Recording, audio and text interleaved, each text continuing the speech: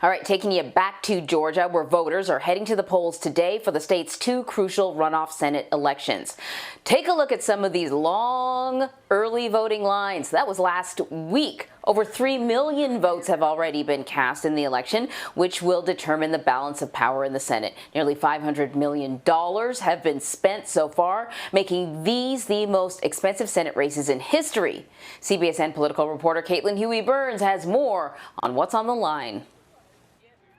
Georgia, the whole nation is looking to you. The 2020 campaign is finally coming to an end. This could be the most important vote you will ever cast for the rest of your life. It really could be. Georgia voters will decide which party controls the Senate, high stakes that have attracted the biggest figures in politics to the state. The power is literally in your hands. By electing John and the Reverend, you can break the gridlock that has gripped Washington and this nation. We need two senators that will get in the way of the radical agenda of the Democratic Party and fight for Georgia every single day. Georgia's election system requires a runoff if no candidate receives 50% of the vote. In November, the state's two incumbent Republican senators, David Perdue and Kelly Loeffler, fell below that threshold. Just one of those Republicans has to be successful for the party to keep control of the Senate. If both Democratic candidates, Jon Ossoff and Raphael Warnock, win, there will be an even split, with Vice President Kamala Harris as the tie-breaking vote. Our seat, Kelly's and mine, will determine the direction of our country for the next 50 to 100 years. Georgia, we are the firewall to socialism. Democrats are hoping to recreate the turnout from the general election that turned the state blue for the first time in 28 years. We have seen record voter turnout across the board in this runoff election. There were people out there in Georgia that voted for both Perdue and Joe Biden. Why do you think that is? I got more votes than any Georgia Democrat running statewide in the history of this state.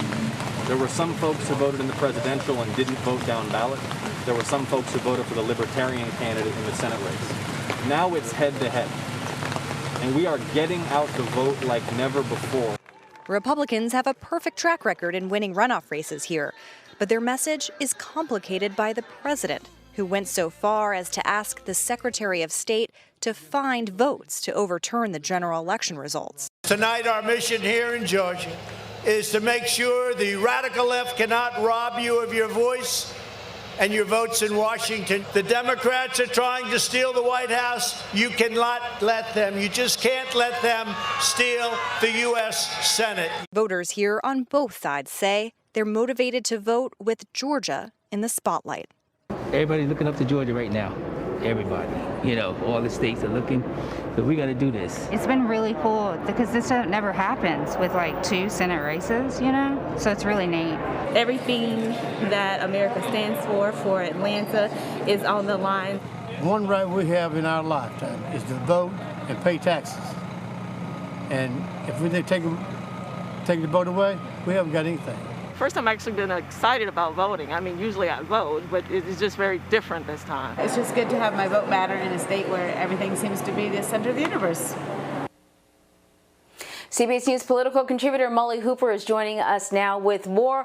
Molly, it's supposed to be a really long night. I think with all those absentee ballots, they can process them now, but they can't actually start counting them till the polls close. So a lot of watching and waiting. What are the biggest things that you will be keeping an eye on? Well, the biggest thing I'm keeping an eye on is how many Republicans actually get out to vote. After we've heard this message sort of from Donald Trump saying that, you know, the election was rigged, that your vote doesn't count, claiming that he won the Georgia election, the challenge will be for Republicans to feel like their vote will matter and that they should, in fact, go to the polls because their vote will count. And that's something that I'm hearing from Republicans in Washington, D.C. There's a concern that with a message like that, you won't see as many Republicans get to the polls. And really, this election down in Georgia is about turnout. Already, something like 3 million voters have already voted early voting, and those votes tend to come from younger, more African-American communities that tend to vote Democrat. So Republicans have a steep hill to climb today to catch up, essentially, and make sure that their votes do count and keep up that record that Caitlin was mentioning of re-electing Republican incumbents in that state.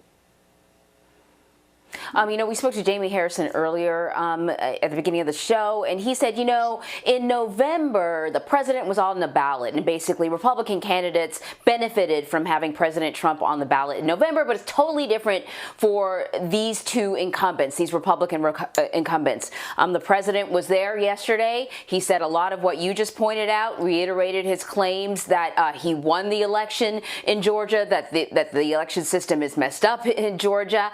I wonder, is the spirit of the president on the ballot in many ways? And you touched a little bit on the impact that could have on Republican voters. What about Democratic voters? See, that's a very good question, too, and something I'll also be watching, Anne-Marie. Thank you for reminding me. Because, Donald Trump is not on the ballot. Perhaps the spirit is, but, the spirit can be a little different than the actual individual, because so many people we saw were motivated to get to the polls because they did not support Trump and they wanted to vote against him. At least that's what we've seen from various exit polls and whatnot. So you're right, that is a big deal. But again, as I said, about 3 million people have already gone to the polls, and Democrats are largely seeing that as a good sign.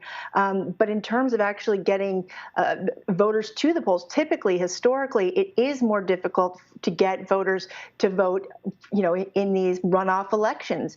But as Caitlin reported, so much money has been spent in Georgia over the past month and a half. So many incumbents have gone down there. Possible potential presidential candidates in 2024 have been down there. People like Ted Cruz, Marco Rubio, big names in the Republican Party, as well as big names in the Democratic Party. And I think it will be fascinating to watch just how the message will resonate of, if we don't, for Republicans, if we don't elect these Republicans, then the Senate will go Democratic. Because Kamala Harris will essentially cast that tie-breaking vote if two Democrats pick up those seats. So I think there's quite a bit going on here. There's a lot of spirits going on. The spirit of the Senate, well, actually, it's the reality of the Senate, but the spirit of the president being on the ballot, and the fact that he did come out last night and rally supporters in Northwest Georgia. That's a key area for conservatives, and an area that needs, at least Republicans feel, to be a little energized before today.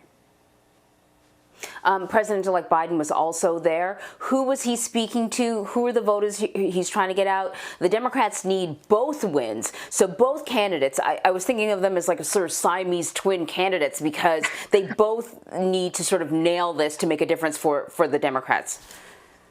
Right. And actually, what's so fascinating about this race, and something that we don't see in other Senate races,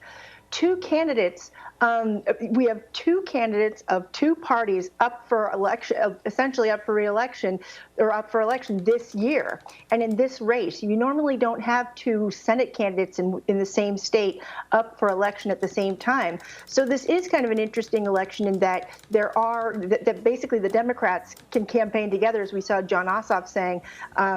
Democrats are really motivating individuals to get to the polls because there's two Democrats on the ballot. And when Joe Biden was down there yesterday, his message was, listen, we need these two Democratic wins in order to essentially give Democrats the Senate, and so we can take bold action on a health care agenda, so that we can get more money back to the people and to the states and local governments following the coronavirus. Public health is on the ballot. So again, seeing how that message resonates with Democratic voters, and if it motivates them to get to the polls, will be extremely key in deciding what happens today. Yep. Molly, great to have you. I know we'll be checking in with you periodically as the day unfolds. Thank you so much. Thank you. So as a reminder, we'll have full coverage of Georgia's runoffs throughout the day, of course. We'll also have a special 2-hour edition of Red and Blue starting at 5 p.m. Eastern, and we'll bring you election results as soon as they come in throughout the night.